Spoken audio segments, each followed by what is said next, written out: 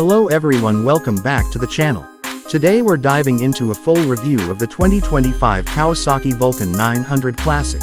We'll look at all the details from what it looks like, what it's like inside, how it performs, what safety tech it brings, what makes it stand out, what it costs, and then wrap up with whether it's worth your consideration. The exterior of the Vulcan 900 Classic leans hard into timeless cruiser styling.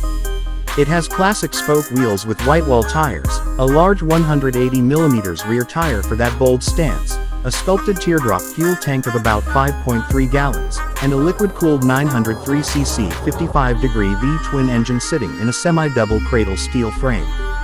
The front is marked by a large single-disc brake, telescopic fork, and a wide, laid-back handlebar. The rake and trail are set to give a relaxed, cruising geometry. It has a rake of approximately 32 degrees and 6.3 inches of trail. The seat height is low, about 26.8 inches, which helps for stability and confidence, especially at stops. There's a lot of chrome and classic finishes, good use of style touches that evoke retro cruiser identity while still looking modern. Inside is minimal, but comfortable.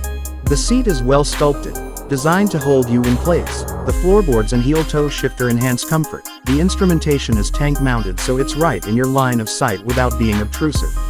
Performance comes from its 903cc liquid-cooled V-twin DOHC, or SOHC depending on region engine, delivering about 58.2 pound-feet, approximately equals 79 Nm, of torque around 3,500 revolutions per minute.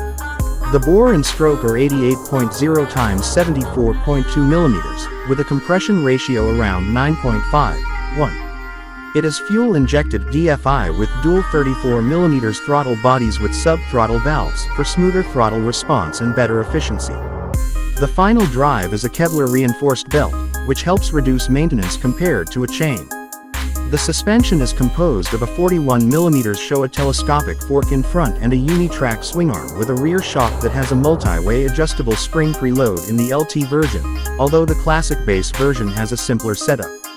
Brakes are a single 300mm disc up front, 270mm at the rear.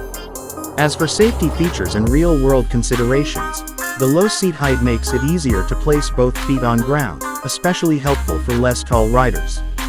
The belt drive reduces risk of chain failure or the maintenance hassles. The braking setup is fairly strong for its class. Hydraulic discs provide good stopping power. There's no mention of modern rider aids like traction control or multiple ride modes in the base classic model in most spec sheets, so if you want more advanced safety tech you might have to look at optional packages or the LT trim, which adds comfort features but still probably doesn't bring high-end electronics.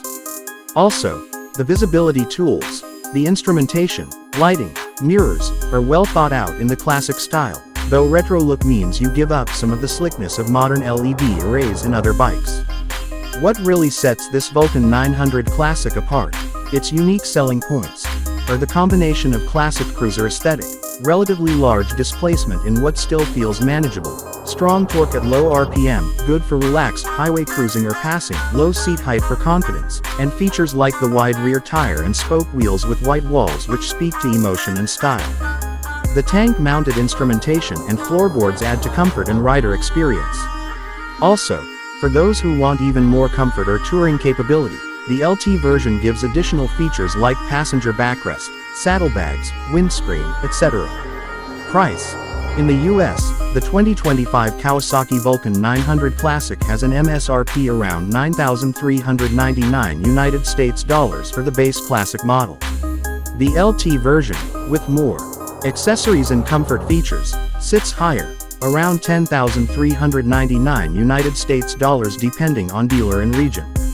Keep in mind additional costs for shipping, taxes, any import duties, local regulatory compliance, etc. If you're importing it or buying it in a non-US market, those extras can add up. In conclusion, the 2025 Kawasaki Vulcan 900 Classic is a very strong option for someone who wants a cruiser with real presence, that classic look, solid performance, and good comfort without going into the territory of huge, heavy bikes or super high-tech.